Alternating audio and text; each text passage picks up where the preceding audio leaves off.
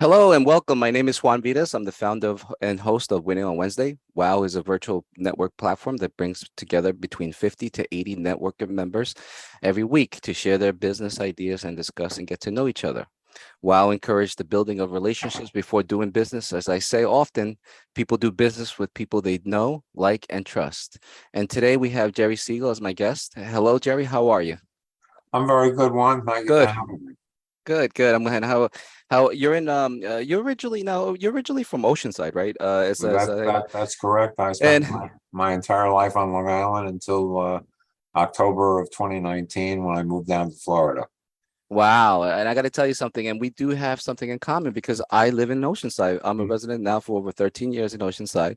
And yeah, I bought my house right after the crash. And it's a beautiful town and a great town to raise up the kids. And both my kids go to the school district here. So it's amazing. So tell us one thing I like to ask everybody when we ask is find out what your parents did for a living because it gives us an idea of who you are, and where you got to at this point of your life as your career. So we'll start with that. Tell us what Oh, your mom and dad did for a living. well, my father was a salesman. He spent most of his career in the toy business back in the day where toys were sold by traveling salespeople. Before the industry changed dramatically, as did most industries. My mother first was a stay-at-home mom, and then she went back to school and became a Spanish teacher. In fact, she taught at Valley Stream North for a number of years before she retired. So I had a good education and a good background from people who were always looking to accomplish and achieve. That's amazing. It's good to have those family values and those skill sets, that our parents pass on to us in an early age. Now, tell us something. When you were 7 years old, what did you do? What did you want to do? And did you have any inspirations to become anything at that time in an early age? Because I know people change their careers, and when they first start. Did you have any like what did you want to do when you grew up? Well, I think back when I was seven, without being certain at this point in time, I probably wanted to play professional sports because I was a big sports fan, big baseball fan. And I'm guessing that that would have been my aspiration when I was 7 years old. Of course, without recognizing that only a very select few people were good enough to wind up playing professional baseball. But as a child, you don't know better, and certainly I enjoyed playing all the time. So that was probably my initial aspiration. Did you have any favorite teams, baseball teams when you were growing up? I played in Little League, and I was a fan of the New York Giants. I grew up in the day where the now San Francisco Giants were in New York before they moved to the West Coast along with the Dodgers. And my grandfather was a big Giant fan, and he influenced me. So that was the team that I followed continually and consistently. And I certainly, to this day, remember 1951 when the Giants won the pennant, and their announcer, who was named Russ Hodgers, continued to scream repeatedly, "The Giants won the pennant, the Giants won the pennant, the Giants won the pennant." Very, very exciting game, which I was able to watch when I came home from school. Wow. And who was your favorite player at that time in the I'm Giants? guessing that Willie Mays was my favorite player, but I was fortunate enough at one Giant game to get autographs from some of the other players, Monty Irvin, Jim Davenport, Whitey Lockman. I did not get Willie's autograph, and under circumstances that probably transpired for most people, somewhere along the line, my mother threw out those autographs, so any value they may have had subsequently was lost. Oh man, that sucks. But hey, it's all good, man. At least you had the experience of meeting them. So that's it's something that you'll never forget, I'm sure. Yes, Um, definitely. you know, and tell us what degree did you get into? What you go to school for? My undergraduate degree was in accounting because I was very good in math, and it was suggested that I become an accountant, being that calculation was certainly an essential part of that profession. So that was where I targeted myself initially, and I was able to be successful subsequently because my undergraduate degree, as I said, was accounting. I then went to graduate school at New York University, and I took a master in business and taxation and management. And subsequently, I was able to pass the CPA exam, which was probably one of my great achievements in life at that point in time, because the passing percentage of the CPA exam back in that day, and I'm now talking about the late 60s, was probably only about 30%. Wow. And Wow. so certainly Yeah. it took me a couple tries, but I was very, very pleased when I finally was able to pass all four parts of the exam. Yeah, I hear it's not easy. In fact, I had a couple of friends that were going for CPA, and I think they couldn't. It's like three parts or something you have to take, and or something like that. And all I know it was very difficult, and they gave up at the end. Yeah, no, there were four parts when I took it. At this point in time, I'm not up to date on the profession because I've been out of there ever since I was certified as an accountant. Oh wow. So It certainly was very, very challenging. mm. And tell us your last job you had. What was your last 9 to 5 job? 9 to 5 job. Well, my last 9 to 5 job was for a major accounting firm that was subsequently sold to Ernst and Young, a large firm in Manhattan that at that point in time was very concentrated in the clothing business, because that was back in the day where clothes were manufactured and were made in Manhattan, as opposed to now where almost everything is made overseas. So that was really the last time I had a 9 to 5 job. Yeah, they had a whole section in the city, the garment district. That is correct. Yes, the Yeah, yeah, garment center was a major portion of New York City. and over the years, I've noticed that it shrunk. It has shrunk. It used to be big, and I remember even 30 years ago. It's a lot different now. New York has definitely changed, and Manhattan definitely has changed. Well, again, as I talk about in my current business of management training and development, change is the only constant in life. Right, and we have to be prepared for those changes, I'm sure. We do. Uh, and let me ask you a question. What impacted you? What made you go on your own? Like, what decision made you impact, and were you scared or were you nervous when going on your own?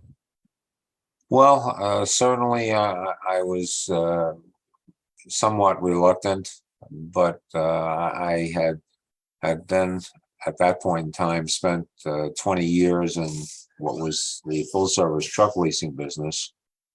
And starting in the financial side, I became CEO of a company on Long Island, which when I left, we had 125 people. And I was interested in going into business myself. I wanted to be the sole decision maker. I wanted to have complete control of my future. I felt confident enough that what I had learned and what I had acquired in terms of experience and knowledge would allow me to do that. So that I went on my own and I purchased the business, actually initially in Garden City South. Wow, that's truly amazing. You have all this experience, real life experience, which is, really important nowadays because a lot of people claim they're coaches, but the really you really have the years of experience. I mean, 20 years, wow, that's a long time. And so tell us something. Right now, I like to leave a piece which is called the Golden Nugget piece, where we leave a value piece of information for business and owners so they could better themselves. Tell us some examples of a golden nugget that you could leave behind for us.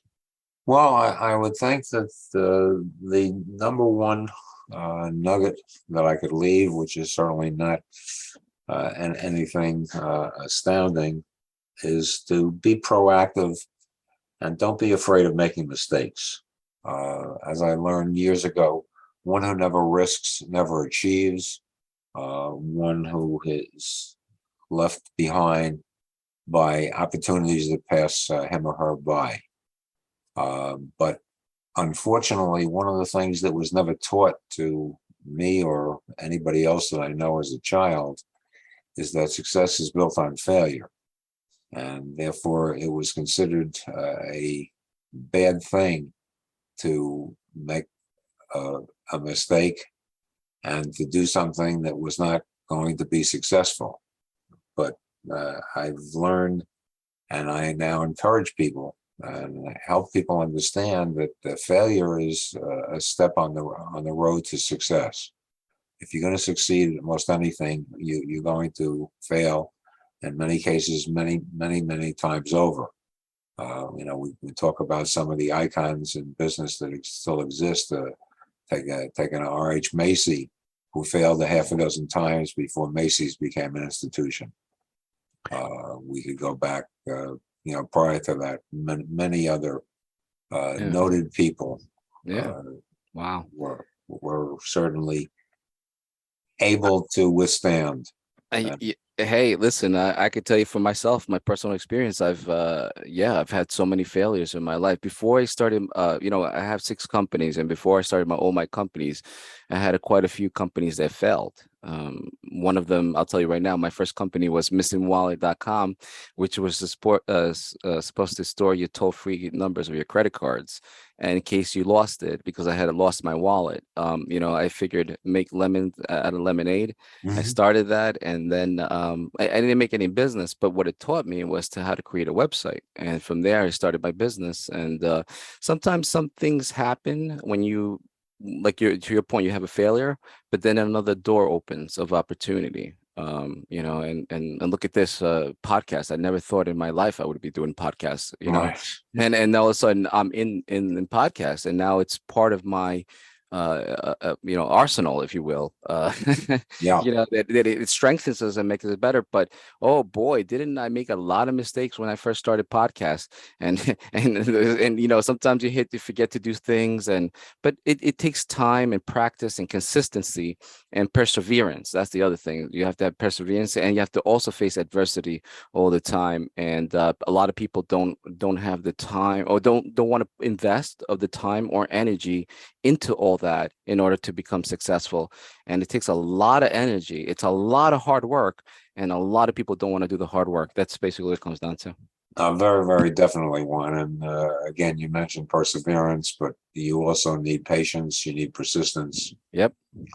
Yeah. and And you need the ability to overcome it and withstand all the issues, the challenges, the frustrations, the setbacks, the obstacles that you're going to uh, are going to come along your way.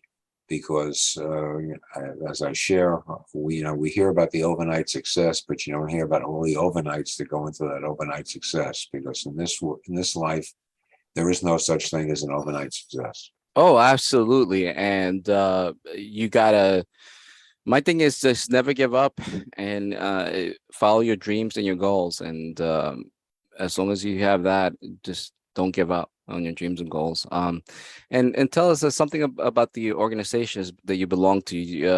Do you belong to any organizations? Well, currently, the 2 organizations that I'm involved with, in addition to WOW, is one which is a CEO network that meets frequently during the month on Zoom with people in different areas and different businesses, talking about a subject for an hour that may be pertinent for everybody, because basically every business is somewhat identical. Roughly 75-80% of all businesses are the same.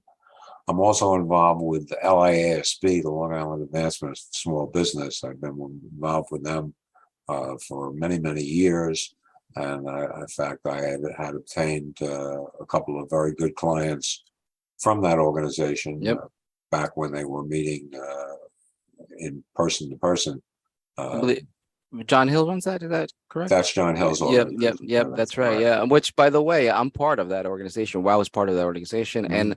And just so you know, I'm going to be interviewing John Hill soon. He was sick with with COVID, but he's recovering. He's better now, and he's in getting back to health. And as soon as he gets back to health, I'm going to be interviewing him. Good. John is certainly one of those people who understands what it is Oh to yeah. continually help others. He's certainly been an advocate in Long Island for small businesses, and I just have to say thank you to John. John has been a wonderful person and a great friend and a great supporter. He's come to WOW, but we always think of John. But that's nice. Now tell us a story about how WOW has impacted your business. Can you share some experiences that will help some future members? Sure. Wow is a great opportunity to meet and interact with other business people. Obviously, meeting initially during the weekly Wednesday meeting when you meet somewhere between 15 and 20 other business people, and then subsequently scheduling a one-on-one meeting in order to determine how you can help one another. And the idea of helping one another is really the key, because again, one of the ways that I always begin a conversation with somebody else is by asking, how can I help them? I've always been a person who enjoys helping other people. Years ago, I was president of my Chamber of Commerce for a couple of years. Well before that, I was president of my Little League for a couple of years. I've been involved with a couple of other organizations, again, in an officer capacity.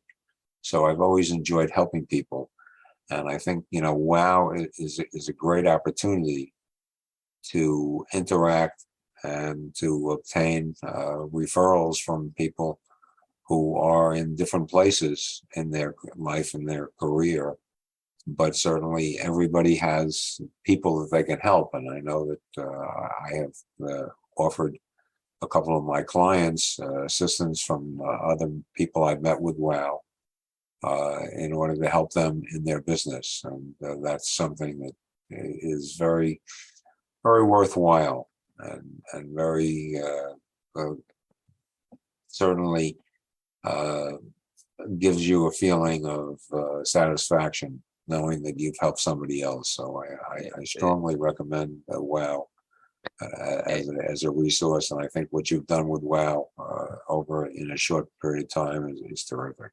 Oh, thank you. I learned from the best people like you and other people, and I'll say Zig Ziglar said it best. You can have everything in this world just by helping other people. Mhm. And it's true, folks. You could really have everything you want just by helping people. And you're by helping people, you're creating opportunities for yourself, because what it is that and that's the other thing also that I'm learning is that you have to be helpful and also gratitude and grateful as well. You have to appreciate what you have, and a lot of people tend to forget that sometimes. Sometimes I tell people sometimes you have to stop and smell the roses sometimes. Very, Appreciate very, very and definitely. And in that regard, Juan, I mean, the more you give, the more you get. And I'll give you a perfect example. yeah, I've been a giver's member. gain. Yeah. I was a member of SCORE, the Service Corps of Retired Executives, Yeah, I've for done presentations for SCORE. Yep. number of years. Even though many of the executives in SCORE, like myself, are not retired. And about close to a year ago, I was a member of SCORE when I moved to Florida after being a member on Long Island. And a client came to me from SCORE that really needed the services that I provided. So I left SCORE and took on the client, but I certainly wouldn't have gotten that client had I not been able to previously work with SCORE. So that's Oh, a perfect example of giving to get. Yeah, That wasn't the reason I was involved in SCORE, but that happens. yeah, that's right. Um, and speaking of services, tell us about the services that you offer. What are you doing now for your business? Well, my business consists of really three components at this point in time. One, management training and development, executive coaching, which I gravitated in, and from the training aspect because I had clients who wanted to stay connected with me, and I would meet with them on a regular basis, trying to help them in their business and helping them reach their goals. And then in the area of personal development, because one of the statistics that was given to me when I first got in this business, which is now almost 40 years ago, which was surprising, is that while the average person uses only 15 to 20% of his or her potential, high achievers utilize only about 33% of their capability. We all have self-limiting beliefs and self-imposed limitations which prevent maximum achievement. And again, you mentioned Ziegler, but whether we're talking about a Zig Ziglar, we're talking about a Stephen Covey, we're talking about a Napoleon Hill or a Dale Carnegie, what they learned and what they espoused many, many years ago in many cases still applies today because it was wisdom. And even though the only constant in life is change, wisdom doesn't change. Wisdom just grows, wisdom expands.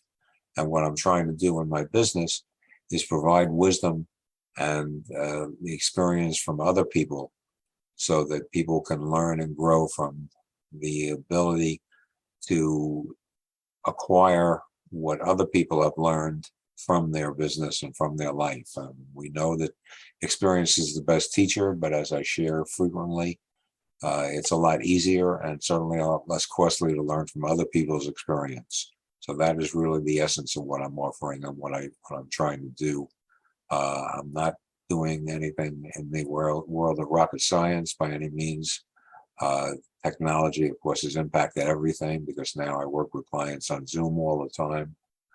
But what I'm offering is the essence of things that were learned sometimes centuries ago that still apply today, whether we're talking about communication, whether we're talking about goal setting, whether we're talking about time management, whether we're talking about supervision, all the characteristics of these skill sets were learned and acquired many, many years ago.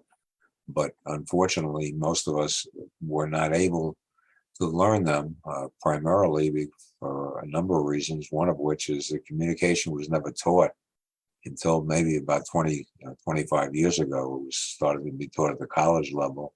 Now I understand that it's being taught at the high school level.